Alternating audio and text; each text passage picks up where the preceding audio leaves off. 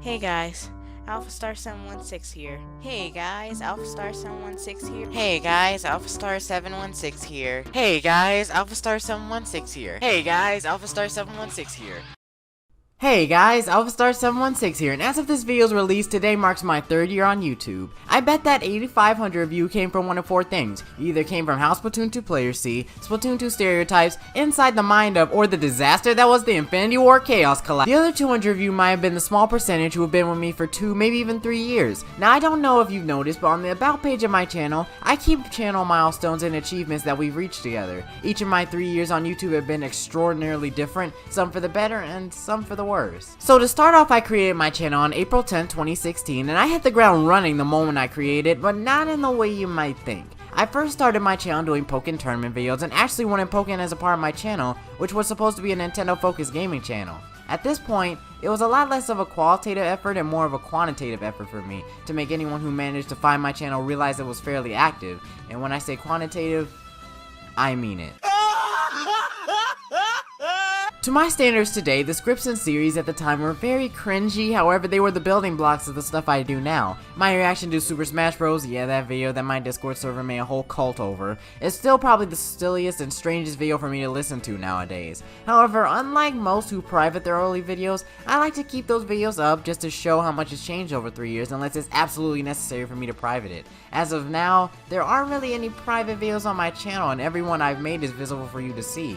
I was the idiot to advertise myself at school, but while it did get around to friends who occasionally tease but support me, it also kinda got around to people I didn't really want to know about it. I could clearly tell the difference between the two as well. In 2016, it got to a point where I stopped giving up trying to give people a laugh and became very closed off afterward. However, that will drastically change later on. With the release of the Nintendo Switch and soon to be Splatoon 2, my channel had a bunch of new life breathed into it. I had a ton of things to talk about this stage in my channel's life, and I was experimenting with any and everything. I did analysis videos leading up to the Switch's release, gameplays, funny moments. I even started dabbling in music montages, and this is where I started to get a fire going for YouTube again. Splatoon 2 was even very popular on my channel back then. Also, as another benefit, I hit 100 subscribers in May, 1 year after I had started. 2017 is also the year I started getting a little recognition, and 2 people in particular really brightened up this year for me. Those 2 still being friends, well, one is more of an acquaintance since I haven't talked to him really one-on-one, or Mosh Plays and Viantastic. Now to start off, Vian back then to me was like a celebrity compared to my still respectful but more down-to-earth perspective of him now. He'd peek in here and there and watch some of my, at the time, very basic music montages and try to support me.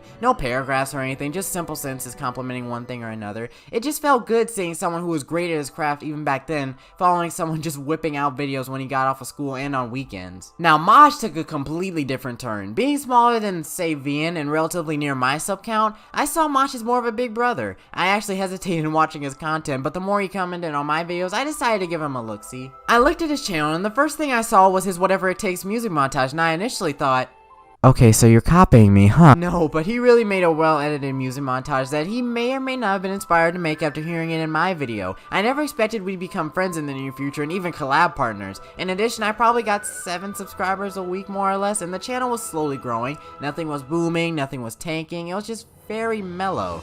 And then we get to the next year that started it all.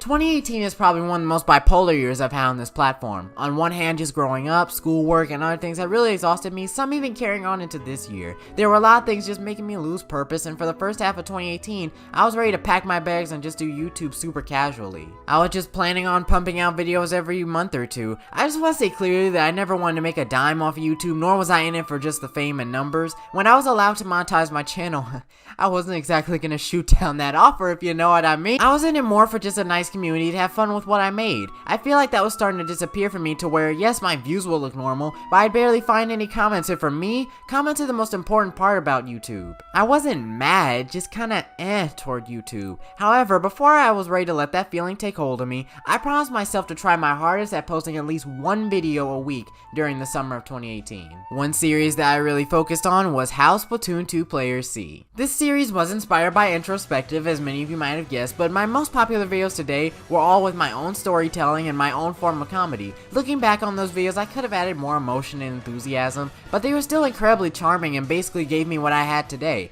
At first I started getting about 7 subscribers a day, which to me was still staggering because I used to be getting that in a week. Then I was getting a dozen subs a day, and then right as school was starting up, I started getting over 100 subscribers a day.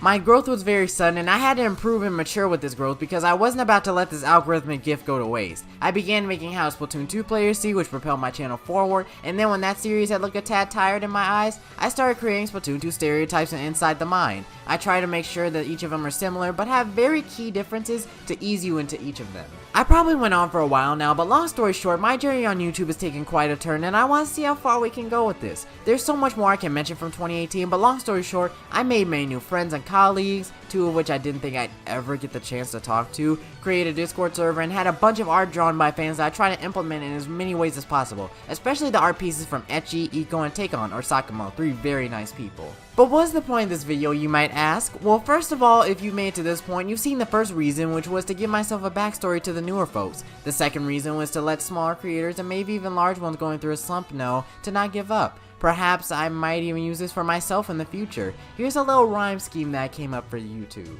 YouTube is like a casino. You can't always hit the jackpot, but you should always know to be happy with what you got. We're all aware that YouTube can be strange with the algorithm, but always be willing to take what you can get with the fire in your heart for research and improvement. I'll certainly try to do the same. And the third reason is to notify you guys of something. Since this is the month my channel was created, I thought it would be fun if we could hit 10,000 subscribers, which I already told people on Twitter, if you want to follow me by the way. We have about 20 days left, and I think that's in the realm of possibilities. Regardless if we hit that milestone, more than anything else, I just want to say thank you.